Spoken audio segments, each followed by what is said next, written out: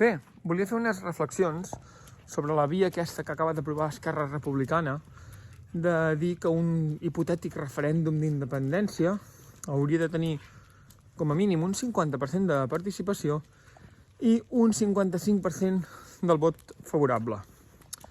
Primer de tot, Esquerra Republicana té una actitud poc democràtica, perquè imaginem-nos, per un moment, que aquest referèndum es fes amb totes les, entre cometes, garanties que pugui aportar l'estat espanyol, tenint en compte que no manipulessin el cens, que no empadronessin gent abans del referèndum, l'hipotètic referèndum, i que el resultat fos un 54,9% a favor de ser independents i un 45,1% en contra, és a dir, de romandre a l'estat espanyol.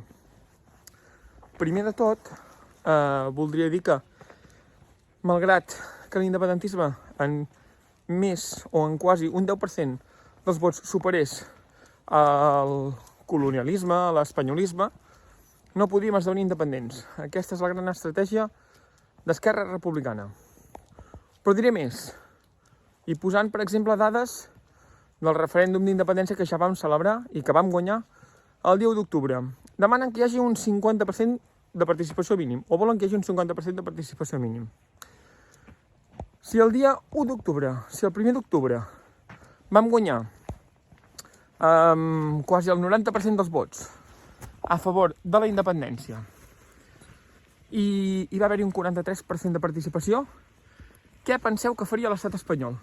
Què penseu que farien els unionistes, els colons, si sapiguessin que estan a punt de perdre aquest referèndum o no les tenen totes? Ho tenen molt fàcil. Boicotejar la participació, no anar a votar ningú del no, i podríem trobar-nos amb un referèndum votat amb un 45% de participació i un 95% de sí.